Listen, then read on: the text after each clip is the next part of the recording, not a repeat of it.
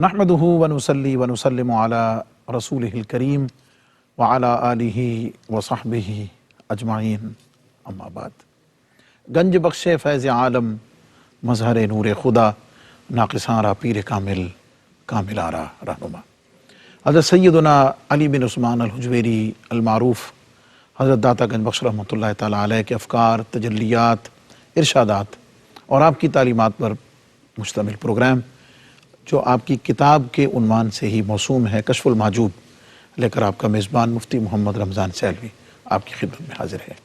حضرات ذی وقار حضور سیدی فیض عالم داتا گنج بخش رحمۃ اللہ تعالیٰ علیہ نے کشف المحجوب شریف میں جہاں روحانیت اور طریقت کے بے شمار پہلوؤں کو آشکارا فرمایا ہے، وہاں دوسری جانب کشف المحجوب اولیاء اعظام، بزرگان دین، کاملین، یہاں تک کہ صحابہ اعظام اہل بیت اطہار کے اس مبارک ذکر اور ان کی سیرت و احوال کا ایک ایسا خوبصورت اور حسین مجموعہ ہے اور ان خاص باتوں پر مشتمل ہے کہ جو عام کتابوں میں دستیاب نہ ہو سکیں، جن سے عام کتابیں خالی ہیں۔ اور ہم آپ کی خدمت میں گزشتہ 3 پروگرام حضرت سیدنا جنید بغدادی رضی اللہ تعالیٰ عنہ کے احوال پر کر چکے ہیں، اور یہ بحث اور یہ ذکر ہے کشف المحجوب شریف کے 11ویں باب میں حضرات ائمہ تبع تابعین رضوان اللہ تعالیٰ علیہم اجمعین کے باب میں۔ میرے ساتھ اس پروگرام میں ہمیشہ کی طرح میرے آپ کے سب کے جانے پہچانے معروف دل پذیر شخصیت حضرت علامہ مولانا محمد شہزاد مجددی صاحب تشریف فرما ہوتے ہیں۔ جی السلام علیکم۔ وعلیکم السلام ورحمۃ اللہ وبرکاتہ۔ حضور سیدی فیض عالم داتا گنج بخش رحمۃ اللہ تعالیٰ علیہ جب کسی شخصیت کا ذکر فرماتے ہیں تو القابات، احوال اور کچھ چیزیں ذکر کرنے کے بعد اس شخصیت کے اقوال اور ارشادات کو بیان فرماتے ہیں۔ آج ہم ایک حضرت سیدنا جنید بغدادی رضی اللہ تعالیٰ عنہ کے حوالے سے ایک حکایت بھی ہے اور اس کے نتیجے میں پھر آپ کا ایک ارشاد بھی ہے، اور اس پر ایک بڑی خوبصورت اور بڑی نفیس بحث بھی ہے، اور بہت سارے اشکالات کا جواب بھی ہے کہ حضرت جنید بغدادی رضی اللہ تعالیٰ عنہ فرماتے ہیں کہ ایک دن میرے دل میں خیال پیدا ہوا کہ میں ابلیس کو دیکھوں، شیطان کو دیکھوں۔ تو فرماتے ہیں کہ مسجد کے دروازے پر کھڑا تھا کہ بوڑھا دور سے میری طرف آیا، اور فرماتے ہیں جب میں نے اس کو دیکھا تو میرے دل میں ایک وحشت کا اثر محسوس ہوا، اور فرمانے لگے کہ جب وہ میرے پاس آ گیا تو میں نے پوچھا بھئی تو کون ہے کہ میری نظر وحشت کا اثر دیکھ رہی ہے اور تاب نہیں رکھ رہی ہے، اور تیری نحوست کی ہیبت جو ہے میرا دل برداشت نہیں کر پا رہا ہے۔ اللہ اکبر۔ تو اس نے جواباً کہا جی میں وہی ہوں جس کو دیکھنے کی آپ نے آرزو کی ہے اور تمنا کی ہے۔ حضرت جنید بغدادی رضی اللہ تعالیٰ عنہ فرماتے ہیں کہ ملعون، تجھے آدم علیہ السلام کے سجدے سے کس چیز نے روکا تھا؟ اور یہاں میں رک کر ناظرین کی توجہ چاہوں گا کہ یہ عصر حاضر میں ایک بہت بڑا آپ کہہ لیجیے اشکال ہے کہ حضرت جنید بغدادی کی جو ملاقات اور یہ مکالمہ ہے اس میں وہ حل ہو جاتا ہے جی، اولیاء اعظام کی تعظیم اور ان کے جو آثار ہیں ان کی تکریم کے حوالے سے۔ آپ نے پوچھا کہ تو نے آدم علیہ السلام کے سجدے سے تجھے کس چیز نے روکا؟ تو شیطان کا جواب کیا تھا، ابلیس کا، حضرت جنید بغدادی کو کہ آپ کا کیا خیال ہے میں غیر خدا کو سجدہ کر لیتا؟ ہائے ہائے، کیا بات ہے۔ حضرت جنید فرماتے ہیں کہ میں متحیر بھی ہوا، اور یہ کلام اس کا یہ جواب میرے قلب پر اثر پذیر بھی ہوا، لیکن آپ فرماتے ہیں کہ اسی وقت مجھے الہام ہوا، اور وہ الہام ظاہر ہے بارگاہ خداوندی سے، قل اے جنید تو اس کو کہہ دے کہ کذبت، تو نے جھوٹ بولا ہے، لو کنت عبدا مامورا ما خرجت عن امرہ ونہیہ فسمع النداء من قلبی فصاح وقال احرقتنی باللہ وغابا۔ حضرت جنید بغدادی کو جو الہام ہوا وہ یہ کہ اے جنید اس خبیث کو کہہ دو کہ تو بے ایمان اور جھوٹا ہے، اگر تو بندہ تھا تو اپنے مالک کے حکم سے باہر نہ ہوتا اور اس کے نہیں کے تقرب نہ کرتا، جو اس نے کہا تھا وہ کر دیتا۔ شیطان نے یہ آواز میرے قلب کی سن لی اور ایک چیخ ماری اور بولا خدا کی قسم جنید تو نے مجھے جلا ڈالا اور نظر سے غائب ہو گیا۔ حکایت تو میں نے ایک ترتیب میں بیان کر دی ہے۔ حضرت اس میں 2-3 چیزیں میں چاہوں گا کہ اس پر ضرور بات کی جائے۔ ایک تو حضرت جنید بغدادی کی یہ تمنا اور ملاقات، اور یعنی یہ اس پر تھوڑی سی بات ضروری ہے، اور آدم علیہ السلام کے سجدے کے بارے میں جو شیطانی فکر ہے میں تھوڑا لفظ یعنی چینج کر رہا ہوں، وہ یہ ہے کہ میں غیر خدا کو سجدہ، یعنی آدم علیہ السلام کی جو تعظیم ہے اسے وہ غیر خدا، اچھا ہے یہ بھی ڈھکوسلا شیطانی؟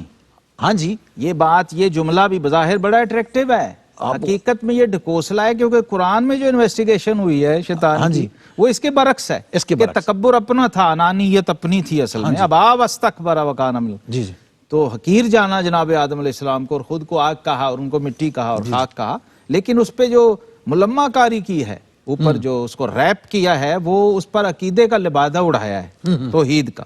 جی ہاں، تو آپ دیکھیے اس میں شیطان کی، اور اس میں جو جواب اس نے دیا ہے، اور اس جواب پر حضرت سیدنا جنید بغدادی رضی اللہ تعالیٰ عنہ نے جو ایک نقطہ بیان کیا کہ بھئی تیری توجہ تو اللہ رب العزت کے حکم پہ رہنی چاہیے، اس نے تجھے حکم دیا، ختم اس کے اندر، کیا فرمائیں گے سر اس میں؟ بسم اللہ الرحمن الرحیم، الحمدللہ رب العالمین والصلاة والسلام علی اشرف الانبیاء والمرسلین وعلی آلہ وصحبہ۔ اب دیکھیے پہلی بات تو یہ ہے مفتی صاحب کہ جب اللہ تبارک و تعالیٰ حکم دے رہا ہے جو آپ کا معبود ہے، تو اس کے بعد تو گنجائش بنتی نہیں ہے، ملائکہ جو نوری تھے سارے کے سارے، وہ معاذ اللہ جو معصوم ہیں وہ غیر اللہ کو سجدہ کر رہے تھے، مطلب شیطان کا رد تو خود اس واقعے کے اندر ہی ہو، یا یہ اور محال ہے اللہ تعالیٰ اس پہ راضی تھا غیر اللہ کو سجدہ کروا کے۔ اور یہ ویسے ہی محال ہے کہ اللہ تعالیٰ ایسے امر کا حکم دے۔ بالکل، اس کا تو سب وہی میں کہہ رہا ہوں کہ وہ ساری جو سچویشن بتا رہی ہے کہ یہ نرا ڈھکوسلا تھا شیطانی۔ اس پر ایک قول سنیے آپ، سید الطائفہ حضرت ابو القاسم سیدنا جنید رضی اللہ تعالیٰ، آپ فرماتے ہیں ان المبالغۃ فی التوحید الحاد، یہ ہے ابلیسی جو مغالطہ ہے، ان المبالغۃ فی التوحید الحاد، کہ جب آپ اس کی حدوں سے تجاوز کرتے ہیں تو پھر وہ آپ کو الحاد کی طرف لے جاتا ہے، وہ جو ملحدین کہا ہے، وہ کسی نہ کسی آڑ میں اصل میں آپ اپنے آپ کو، اپنے نفس کو، اپنی خواہش کو سپورٹ کرنے کے لیے پھر ڈھکوسلے گھڑ رہے ہوتے ہیں، فریب کاریاں کر رہے ہوتے ہیں۔ شیطان نے بھی وہی کیا، اور اب اس میں اللہ کا جو منشا ہے وہ کیا ہے؟ اپنے خلیفہ کی تعظیم اور تکریم کروانا، تو اصول کے خلاف بات کر دی اور اس کا رد بھی ہو گیا۔ دو اس کے بڑے اہم مزے کے پہلو ہیں، ایک تو یہ ہے کہ اس کا علمی اور الزامی رد کیا کہ بھئی ٹیکنیکلی بھی تیری بات غلط ہے، لو کان حبک صادقا لاطعتہ، محبت کہاں کی ہے اور بندگی کہاں کی ہے اور عبدیت کہاں کی ہے کہ معبود و محبوب کہے اور تو کرے نا، یہ تو بنتا ہی نہیں ہے۔ اس میں اگر تو توحید کو اس کی کو آڑ بناتا ہے تو پھر بھی پکڑا جاتا ہے، اس کے خلاف ہے، کیونکہ اللہ رب العزت جب عامر ہو تو تو بندہ معمور ہے، تیرا کام ہے اس کو کرنا، سر تسلیم خم ہے جو مزاج یار میں آئے، حقیقت میں تو تم اسی کی بندگی میں لگے ہوئے ہو نا، جب اس کے امر کی اور اس کے حکم کی تعمیل کر رہے ہو۔ یہی ہمارے علماء نے کہا کہ من اللہ باذن اللہ اور من دون اللہ کے فرق کو سمجھو، دونوں قرآنک ٹرمینالوجیز ہیں۔ ایک جگہ فرما دیا خبردار اس کو نہ ماننا، اس کے آگے نہ جھکنا، اس کی طرف نہ جانا، اس کو نہ پکارنا، مشرک ہو جاؤ گے، توحید کے خلاف ہو جائے گا۔ اور ایک جگہ کہا کہ جانا، ان کو ماننا، ان کی عزت کرنا، تعظیم کرنا، لیکن ان کو خدا اور معبود نہ بنانا اور نہ سمجھنا۔ یہ تو بڑی دو ٹوک۔ اچھا، اس میں جو حالی پہلو ہے، باطنی اور روحانی پہلو ہے، وہ ہے حضرت سید الطائفہ جنید بغدادی رضی اللہ عنہ کا کانفیڈنس، جو آپ نے پہلی بات کی نا کہ وہ دیکھنے کی خواہش کیوں کی، تو ان کو ذرا اس کو بتائیں تو صحیح، بھئی تو الشیطان یفر من ذل عمر، یہاں ذل عمر بھی ہے اس امت کے اندر۔ تو ایک تو یہ کانفیڈنس تھا، دوسرا یہ کہ بہت سارے صوفیہ ہیں مفتی صاحب جن سے باقاعدہ شیطان کے مناظرے ریکارڈڈ ہیں، جی ہاں، گفتگو ہوئی، مکالمے ہوئے، ہاں بھئی کر بات، کیا کہتا ہے، اور اس کو چاروں شانے چت کیا انہوں نے کہ تیرا ہر موقف اور ہر پوائنٹ آف ویو لاجیکلی بھی غلط ہے، یہ نہیں سمجھنا کہ تو بڑا کوئی معلم ملکوت بن گیا ہے تو تجھ سے کوئی بات نہیں کی۔ یہ امت محمدی علیہ صاحب اسلام میں ایسے اہل کمال موجود ہیں الحمدللہ، اور آپ ان میں سر فہرست ہیں، سیدنا جنید بغدادی رحمۃ اللہ تعالی۔ اب ان کے حال کی جو باطن کی جو حرارت تھی، جب اس نے ظہور کیا اور اس کے پیچھے ذات باری تعالیٰ کے اسماء و صفات کی تجلیات نے اس کلمے کے ذریعے ظہور کیا، اصل میں وہ جو الہام کی کیفیت تھی وہ کیا تھی؟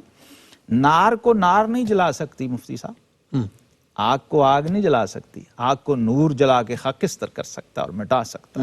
وہ جب نور اسماء و صفات نے ظہور کیا قلب جنید سے اور وہ الہام کی کیفیت میں ظہور پذیر ہوا، اور اس کے اندر وہ توحید کے حقیقی معارف تھے جن تک ابلیس و شیطان نہ پہنچ سکا نہ پہنچ سکتا ہے، فوراً انہوں نے کہا مجھے جلا ڈالا تو نے، یعنی کہ ایسے مجھے کر دیا گویا کہ میں جل گیا ہوں، ظاہر ہے وہ تو آگ ہے، جلے گا تو نہیں، لیکن ایسے کر دیا جیسے کہتے ہیں ساڑ کے سوا کر دیتا مبالغہ یہ یہاں پر تشخیص کی ہے بہت بڑے مسئلے کی اس معاملے کے اندر۔ اس مکالمے کو بار بار ہمیں پڑھنا چاہیے، اس میں بڑی برکات ہیں، اور اس کی پڑھنے کی برکت سے توحید کے حقائق اور معارف آپ پر کھلیں گے کہ شیطانی اپروچ کیا تھی، رحمانی اپروچ کیا تھی، اور انسانی جو اہل ایمان کی ایمانی اپروچ ہے وہ کیا ہونی چاہیے، جو بیلنسڈ اپروچ ہے، تو آپ پر بڑے بڑے حقائق۔ لہٰذا صوفیاء نے سمجھیے کہ روحانی اعتبار سے بھی، معنوی اعتبار سے بھی، اور نظری اور علمی اعتبار سے بھی گرفت کی ہے اس رویے پر اور اس اپروچ پر، کہ کوئی انسان بھی جیسے شیطان کے دوسرے حربوں سے روکا گیا ہے تو یہ بھی بہت بڑا خطرناک حربہ ہے، اس کے ذریعے بھی وہ ایمان چھین لیتا ہے اور چھین سکتا ہے، لہٰذا اس سے بچایا۔ حضور فیض عالم داتا گنج بخش رحمۃ اللہ علیہ نے اس حکایت اور اس پورے مکالمے اور اس کے نتیجے کی روشنی میں ایک تبصرہ کیا ہے، اور وہ بڑا دلچسپ ہے مقامات اولیاء اور مقامات صوفیاء کی وضاحت کے لیے۔ اس پر ہم تھوڑی سی بات کر کے انشاءاللہ آگے بڑھیں گے، لیکن ایک مختصر سے وقفے کے بعد۔ ویلکم بیک معزز ناظرین، پروگرام کشف المحجوب اور ذکر ہے حضرت سیدنا جنید بغدادی رضی اللہ تعالیٰ عنہ کا۔ وقفے پر جانے سے پہلے آپ نے ایک حکایت سنی اور حضرت سیدنا جنید بغدادی رضی اللہ تعالیٰ عنہ کا مکالمہ ابلیس کے ساتھ اور اس کا نتیجہ سنا۔ حضور فیض عالم داتا گنج بخش رحمۃ اللہ علیہ نے اس پوری حکایت اور واقعہ اور اس کا جو نتیجہ نکالا ہے وہ بڑا دلچسپ ہے۔ آپ فرماتے ہیں کہ یہ جو پورا واقعہ ہے یہ حضرت سیدنا جنید بغدادی رضی اللہ تعالیٰ عنہ کی عصمت کے تحفظ پر خاص دلیل ہے، اس لیے کہ اللہ تعالیٰ اپنے ولی کی خود نگرانی فرماتا ہے اور ہر حالت میں اسے شیطانی مکرہ سے محفوظ رکھتا ہے، محفوظ رکھتا ہے، یعنی اس میں معصوم اور جو ہے معصومیت جو ہے اصل میں یہاں بمعنی محفوظیت ہے، حفظ کے معنی میں، جی ہاں، کیونکہ عقیدہ یہی ہے کہ انبیاء معصوم ہیں اور اولیاء محفوظ ہیں۔ حضرت جنید بغدادی رحمۃ اللہ تعالی تشریف فرما تھے، ایک شخص آیا تو اس نے کہا جی کیا کتب سے، عارف باللہ سے، ولی سے گناہ ہو سکتا ہے؟ تو آپ تھوڑی دیر مراقبے میں چلے اور پھر فرمایا وَكَانَ أَمْرُ اللَّهِ قَدَرًا مَقْدُورًا، قرآن کی آیت پڑھی، فرمایا ہو سکتا ہے۔ لیکن اب یہاں اس بات کو ذرا اس کے ساتھ آپ جوڑ کے دیکھیں تو سمجھ آ جائے کہ اللہ حفاظت کیسے کرتا۔ ایک تو فوراً متنبع کر دیا تھا، الرٹ، فوراً رجوع، فوراً توبہ، فوراً اس کا ازالہ، اور پھر اس پر ٹکنا نہیں اور ڈٹنا نہیں، فوراً اس سے نکل جانا۔ اللہ تبارک و تعالیٰ وہ اسباب اور ذرائع پیدا کرتا ہے، کیونکہ اس کے اندر ایک بہت بڑا جو پہلو ہے وہ یہ ہے، حضرت سیدنا عمر فاروق رضی اللہ تعالیٰ عنہ آپ فرمایا کرتے تھے کہ اکثر جو شخص گناہ کی معرفت نہیں رکھتا وہ گناہ میں مبتلا ہو جاتا۔ دیکھیے مفتی صاحب، نیکیوں کے ساتھ ساتھ اس کے پیرالل متوازی جو شر چل رہا ہے، گناہ چل رہا، الاشیاء یتمیز بازدادها، چیزیں اپنی ضدوں سے پہچان، اسی طرح اعمال میں چونکہ دونوں ہیں، وہ نیک اعمال ہیں یا بد اعمال ہیں، تو ان کی معرفت بھی تو ضروری ہے۔ لہٰذا اس کی حالی معرفت جو ہے وہ صوفیاء پر اس طرح گزرتی ہے کہ جو ہی کوئی پرتو، کوئی شیڈو ان کے قریب آتا ہے، اس پر ان پر کھلتا ہے کہ اس کے بعد اثرات کیا ہیں، اس کے سائیڈ ایفیکٹس کیا ہیں، اور وقتی طور پہ بشری تقاضے کے مطابق اگر اس سے کوئی ایسی چیز سرزد ہوئی ہے، اللہ کی تقدیر میں مقدر ہے، وَكَانَ أَمْرُ اللَّهِ قَدَرًا مَقْدُورًا کے تحت، تو فوراً اللہ تعالیٰ ان کی حفاظت فرماتا ہے، جس کا مظاہرہ یہاں پر ہوا ہے۔ اور یہ جو ائمہ تصوف ہیں ان کا تو پھر کام دوسروں کو گائیڈ کرنا بھی، چونکہ یہ مرجع ہیں لوگوں کے، لوگ ان سے رجوع کرتے ہیں کہ یہ کیا ہو جی، اس کا کیا مطلب، اس کا کیا مطلب، تو وہ پھر ان کو رہنمائی فراہم کر رہے ہوتے ہیں۔ اچھا، شیطان کے چونکہ پیچھے ساری کار فرمائی شیطان کی ہے، وہ تو معصومین کو نہیں چھوڑتا، جی ہاں، جی جن کی معصومیت قطعی ہے، انبیاء کرام پر بھی اس نے حملے اور اٹیک کیے ہیں، تو اولیاء اللہ پہ کون؟ حضور غوث پاک رضی اللہ عنہ کا مکالمہ دیکھیں کتنا مشہور ہے۔ پھر وہ نکلتے کیسے ہیں اس سے اور بچتے کیسے ہیں اس کے اثرات سے، یہ رہنمائی ہے ہم لوگوں کے لیے کہ بھئی حملہ ہوگا، اٹیک ہوگا، آگے تمہاری تیاری کیسی ہونی چاہیے کہ تم نے اس سے بچنا کیسے۔ اب ایک مکالمہ اور ہے، آپ فرماتے ہیں رأیت ابلیس فی النوم فقلت یا لس، چورو ڈاکو، عیش مقام کھا ہونا، وہ یہاں کیا کر رہا ہے؟ اس نے کہا جناب میں بھی کوشش کر رہا ہوں کہ میرا دال لگ جائے، لیکن لو ان الناس کلہم مثلک ما نفعتنی لصوصیت شیئا، انہوں نے فرمایا اگر لوگ سارے آپ جیسے ہو گئے تو پھر میرا چوری ڈاکہ تو پھر گھر ہی رہ جائے گا، میں نہیں کچھ حاصل، میں نہیں مجھے کچھ نہیں ملے گا، کچھ حاصل نہیں کر۔ تو یہ وہ ہستیاں ہیں جو اصل میں گائیڈ بھی کر رہی ہیں اور ابلیس کو بھی بتا رہی ہیں، وہ جو قرآن میں کرنا الا عبادک منہم المخلصین، سبحان ان پر نہیں چل سکتا میرا داؤ، باقیوں پر میں ٹرائی کرتا رہوں۔ تو ابلیسی جو پروسیس ہے وہ یہ۔ اچھا، اب ایک بڑی خوبصورت بات جو حضرت سیدنا جنید بغدادی رحمۃ اللہ کے جو اقوال ہیں اس کے اندر تو ایک خزانے، ہر قول میں خزانہ بھرا ہوا ہے۔ ایک میں تبرکاً پیش کر رہا ہوں۔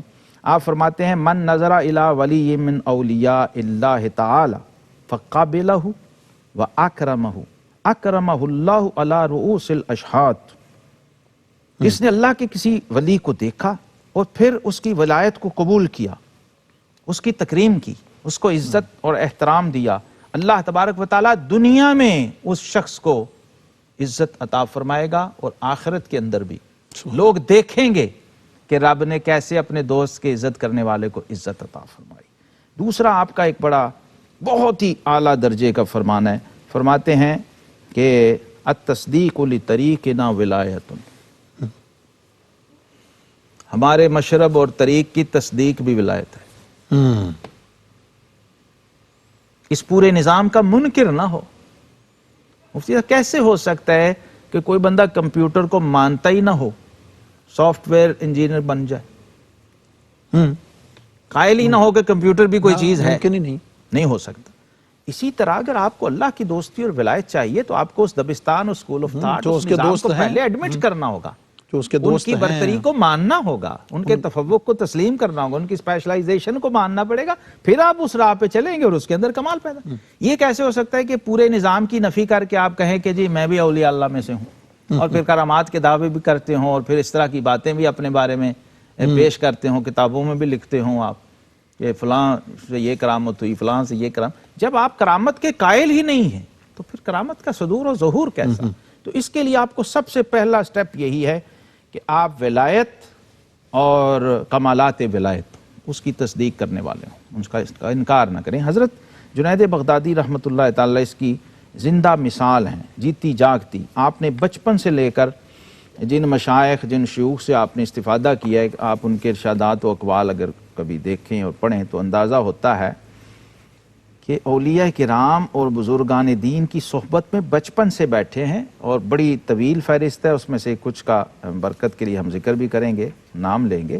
اور آپ کا جو یہ جو ہمہ جہت علوم تھے آپ کے، اس میں آپ دیکھیں تو آپ کے پاس نحوی لوگ آ رہے ہیں، مفسر لوگ آ رہے ہیں، محدث آ رہے ہیں، متکلمین آ رہے ہیں، ہر فن کے آ رہے ہیں اور پوچھ رہے ہیں کہ جناب یہ کیا ہے، یہ کیا ہے، اس کا کیا مطلب ہے، اس بات کا۔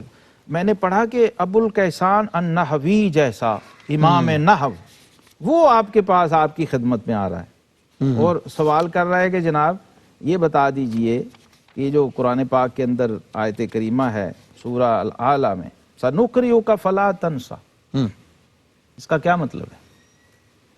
ابو الکیسان النحوی جنہوں نے یہ نام پڑھا ان کو پتا، ابن کیسان النحوی۔ تو فقال له جنید لا تنسى العمل به، فرمایا اللہ تعالیٰ نے فرمایا ہے کہ اے محبوب یہ جو کچھ آپ پہ اتارا ہے اس طرح راسخ کریں گے کہ اس پر جو عمل ہے وہ آپ کبھی بھولیں گے نہیں۔ اچھا، عام معنی یہ ہے کہ ہم آپ کو ایسا پڑھائیں گے کہ آپ بھولیں گے نہیں، لیکن آپ فرما رہے ہیں لا تنسى العمل به، جو اس کی اصل ہے، عمل ہے اس پر، وہ آپ اس کی توجہ، آپ کی توجہ اس سے کبھی نہیں۔ پھر کہتے ہیں وَسَأَلَهُ أَيْضًا وَدَرَسُوا مَا فِيهِ، سورہ اعراف آیت 169، وَدَرَسُوا مَا فِيهِ، اس کا کیا مطلب ہے؟ تو آپ نے فرمایا فقال الجنید تَرَكُ الْعَمَلُ بِهِ، اس پر کبھی بھی عمل کو تمہیں ترک نہیں کرنے دیں گے۔ تو ابن کیسان نے فرمایا، انہوں نے کہا کہ اللہ تمہارے دہن کو سلامت رکھے۔ سبحان اللہ۔ یعنی بڑے بڑے اکابر اجلہ ائمہ آ کے پوچھ رہے ہیں، سن رہے ہیں اور متاثر ہو رہے ہیں اور داد دے کے جا رہے ہیں۔ اور حضرت سیدنا جنید بغدادی رضی اللہ تعالیٰ عنہ، آپ تو ڈھیروں کتب کے بھی مصنف ہیں، مصنف ہیں بالکل. ابھی کتابوں کا ہم ذکر کرتے ہیں. میں آپ کے شیوخ کے پہلے برکت کے لیے کچھ نام پیش کر دوں. جی. ایک تو حضرت حارث محاسبی رحمۃ اللہ تعالی علیہ، ہم ان ذات کا خود ذکر یہ کر چکے ہیں. جی ہاں، بہت بڑی ان کا ہستیاں. ذکر کر چکے ہیں کہ کیا کیا اجلا، بلکہ لسٹ تو بڑی لمبی ہے کہ اس میں آپ نے جن شیوخ سے استفادہ کیا ہے ان کے نام بھی ہیں، اور جنہوں نے آپ سے استفادہ کیا ہے ان کے نام بھی ہیں. بڑی لمبی فہرست ہے جنہوں نے آپ سے احادیث روایت کی ہیں، لیکن میں صرف ناموں پہ اکتفا کرتا ہوں. حضرت جعفر الخلدی رحمۃ اللہ تعالی علیہ، یہ آپ سے حدیث بھی روایت کرتے ہیں، آپ کے اقوال بھی روایت کرتے ہیں، اور یہ تصوف کی تمام بڑی کتابیں اس سے بھری ہوئی ہیں. پھر آپ کے سب سے جو مشہور خلیفہ حضرت ابوبکر شبلی رحمۃ اللہ تعالی، جو داتا صاحب کے شجرے میں جی آ رہے ہیں، آپ کے شیوخ میں سے ہیں، ان کا نام بھی آ رہا ہے. اور امام شبلی رحمۃ اللہ تعالی علیہ کے بعد حضرت احمد بن جعفر ابن حانی، یہ بھی بڑا مشہور نام ہے. ابو الحسن محمد بن علی بن حبیش، ان کا نام بھی آ رہا ہے. اور طبقات صوفیہ میں جس سے ہم نے بہت استفادہ کیا ہے، اس میں بھی کوئی 10-15 نام ہیں. ابو عمر علی بن محمد، محمد بن حسن البغدادی، ابو عمر الانماتی، ابو بکر الملائکی، حمام بن حارث. اور امام کشیری جو لاتے ہیں ابو محمد الجریری سے، ابو عمر الانماتی سے، ابو العباس الفرغانی سے، ابو جعفر الفرغانی سے، یعنی ہزاروں میں میرا خیال ہے کہ یہ فہرست چلے جائے گی. اور جو ہماری ایک علمی روایت ہے نا کہ اپنے مشائخ کی موجم ائمہ بنایا کرتے تھے، موجم المشائخ کے نام سے، تو اس طرح کے مشیخہ اگر مرتب کیا جائیں، مشیخۃ الجنید، تو میرا حال ہزاروں میں آپ کے اساتذہ اور آپ کے تلامذہ کے نام آئیں گے، جن کے اندر آپ کو ہر درجے کا آدمی ملے گا.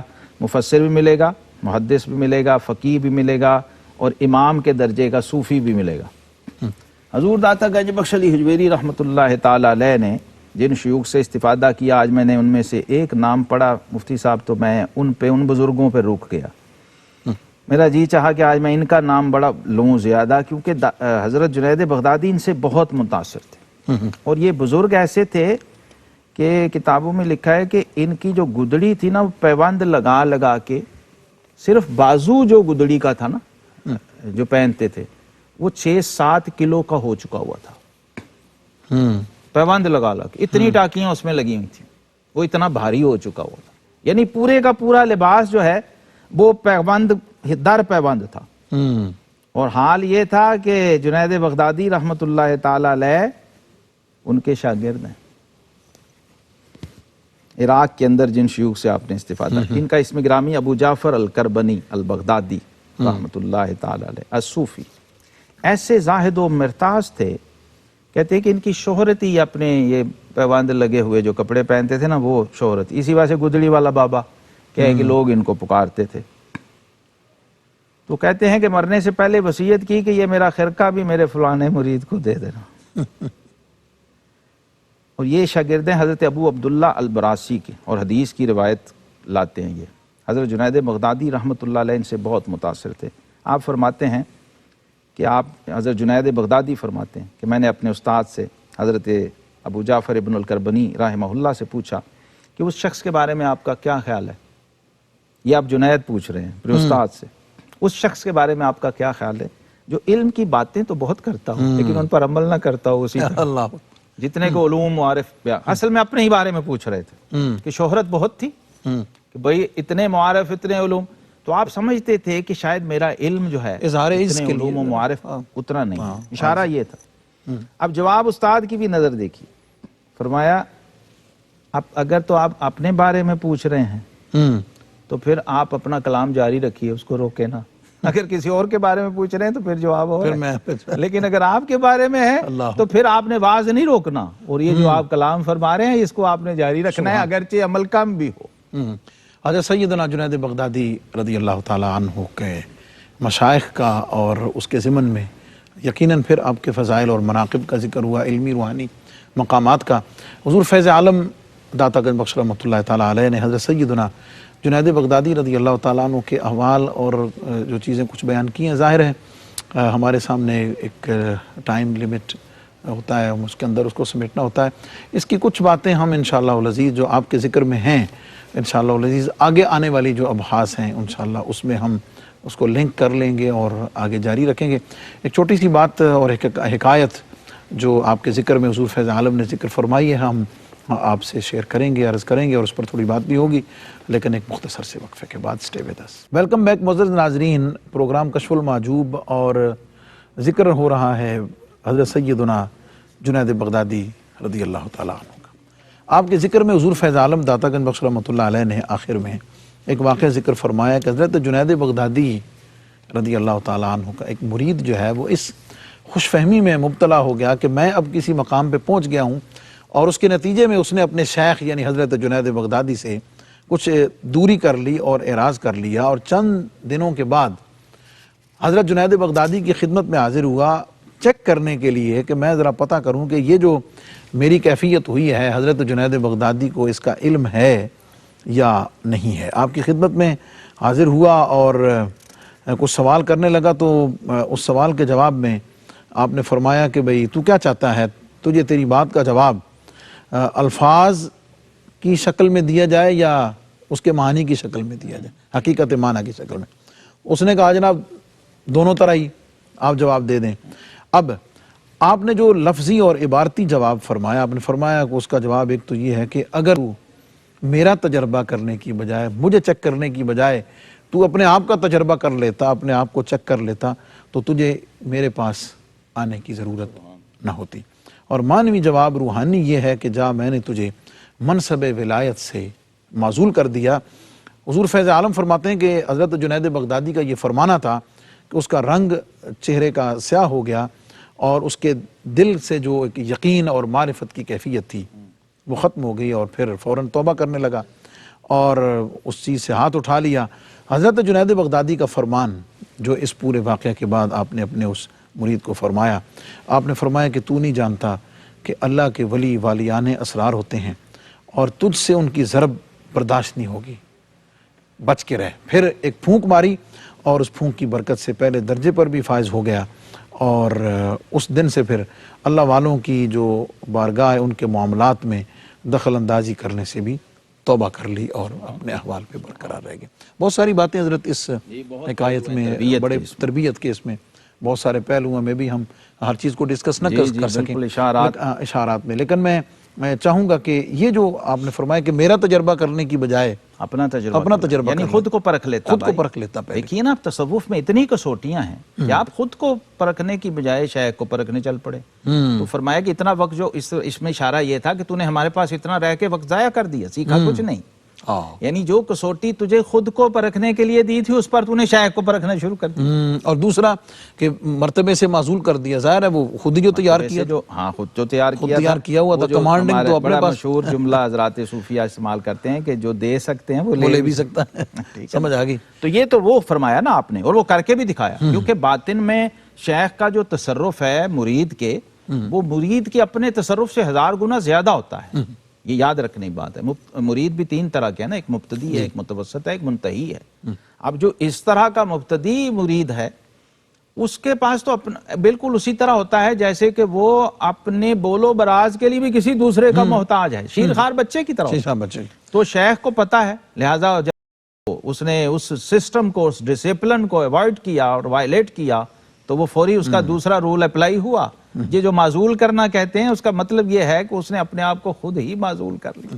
اور یہ جو تبصرہ حضور فیض عالم داتا گنج بخش رحمۃ اللہ علیہ نے فرمایا کہ اولیاء اللہ جو ہیں والیان اسرار میں سے ہوتے ہیں اور تجھ سے ان کی ضرب کی برداشت نہیں ہے. یہ بہت بڑی بات ہے، یہ بہت بڑی بات ہے. مفتی صاحب حضرت امام ربانی مجدد الفسانی رضی اللہ عنہ فرماتے ہیں کہ روئے زمین پہ جو قطب الارشاد اور غوث وقت ہے اس کا فیض جاری ہوتا ہے اور ہر شخص کو مل رہا ہوتا ہے. کوئی اسے جانتا ہے، کوئی نہیں جانتا، کوئی مانتا ہے، کوئی نہیں مانتا، لیکن سوائے منکر کے، اس کا بغض رکھنے والا اور انکار کرنے والا نہ ہو تو اس کو فیض ملے گا. استثناء اس شخص کا ہے اور محروم وہ شخص ہے جو اس کا منکر ہے اور اس سے بغض رکھتے ہیں. اب یہاں ایک طرح سے یہ انکار تھا نا، جی ہاں، تو وہ شخص زد میں آ گیا اور پھر شفقت دیکھیے شیخ کی. اصل سارا پروسیس سے گزارنا تھا اس کو، اس ٹریننگ پروسیس سے گزارنا تھا. اس نے معذرت کی تو فوری کے بغیر تیرا چارہ نہیں، اور شفقت بھی تو پھر ویسی ہی ہے. کیونکہ سارے کیفیت اصلاح کے لیے ہو رہی تھی. پہلے مرتبے پر پھر فائز بھی دوبارہ سے کر دی. دوبارہ بھی، اور پھر یہ ہے، یہ شیخ کا روحانی تصرف ہے کہ شیخ جس کمال کا ہے، اگر صاحب ارشاد جیسے حضرت جنید بغدادی رحمۃ اللہ تعالی علیہ ہیں کہ غوث کا یا قطب کا تو ٹائٹل ہی ان کے آگے میں سمجھتا ہوں کہ بہت کم ہے، کیونکہ آپ تو اکابر ائمہ میں سے ہیں، غوثوں قطبوں کے غوث الاغواث ہیں اور قطب الاقطاب ہیں. تو آپ کا جو تصرف ہے وہ تو صرف خیال و تصرف سے ہوتا ہے مفتی صاحب. جس درجے کی ولایت ہوتی ہے نا، لطافت بھی اسی درجے کی ہوتی ہے اولیاء اللہ کی. تو بس انہوں نے کن فیکون بس یہ سوچنا ہوتا ہے تو وہ ہو جاتا ہے، کہنا بھی نہیں ہوتا، سوچنے سے ہی ہو جاتا ہے. تصرف ایسا چل. اس لیے کہا گیا کہ چن خدا خواہت کے پردہ کسدرت میل شندر تاننا یہ پاکاں زنت. جب اللہ کسی کے پردے چاک کرنے کا ارادہ کر لیتا ہے نا تو پھر وہ اللہ کے پیاروں پر تاننا زنی شروع کر دیتا ہے. یہ وہ ہستیاں ہیں کہ ان کے ساتھ محبت و عقیدت کا تعلق رکھنا چاہیے. اب آپ کے علمی جو کمالات ہیں، حضور فیض عالم داتا گنج بخش رحمۃ اللہ علیہ کے ارشادات پر تو بات ہو سکتی ہے، لیکن میں چاہوں گا کہ حضرت سیدنا جنید بغدادی رضی اللہ تعالیٰ عنہ کے ذکر کو یہاں کشف المحجوب کی روشنی میں وائنڈ اپ کرتے ہوئے کچھ آپ کے ملفوظات کے کتابیں ساتھ اور آپ کی وفات کا ہم ذکر اور اس بس پر تھوڑا کرتے سا ہیں. ایک تبرک جو میں نے خاص اپنے ناظرین کے لیے اور آپ کے لیے خاص طور پہ رکھا ہے، آپ کا درود شریف جو آپ پڑھتے تھے، اللہم صلی علی عبدک المصطفیٰ المنتخب المختار المبارک سیدنا و مولانا محمد وعلی اشیاعہ و اتباعہ و انصارہ و اخوانہ من النبیین وصلی اللہم علی اہل طاعتک اجمعین من اہل السماوات والارض وصلی علی جبریل و میکائیل و اسرافیل و اسرائیل و رضوان و مالک. سبحان یہ اپروچ ہے جی حضرت جنید بغدادی. درود پاک بھیجنے میں ان کی رسائی اور نگاہ کہاں ہے. اور آپ کے جو آثار ہیں، پہلی کتاب قصیدہ تو صوفیہ ہے، یہ بھی کلمی پڑھی ہے مخطوط. الصرف فی انفاس صوفیہ یہ میں لے کے آیا ہوں ابھی پچھلے دنوں، نئی تازہ چھپی ہے یہ کتاب عربی کے اندر. دواء الارواح، روحوں کا علاج. لوگ جسموں کا علاج کرتے ہیں، روحوں کا علاج یعنی روحانی امراض کا. روحانی جو باطنی امراض ہیں اس کا علاج. یہ سارے کلمی مخطوط نسخے موجود ہیں. پھر آپ کا ایک خط ہے اپنے پیر بھائیوں کے نام، رسالہ الی بعض اخوانہ. 5واں ہے رسالہ الی یحییٰ بن معاذ الرازی. یہ وہ لوگ تھے جن سے خط و کتابت کے ذریعے رابطہ رہتا تھا، جو مختلف شہروں میں رہتے تھے، بصرہ میں، دور دراز. حضرت عمر بن عثمان المکی، رسالۃ الی عمر بن عثمان المکی رحمہ، ان کے نام ایک خط ہے. کتاب الفنا، یہ آپ کی کتاب ہے.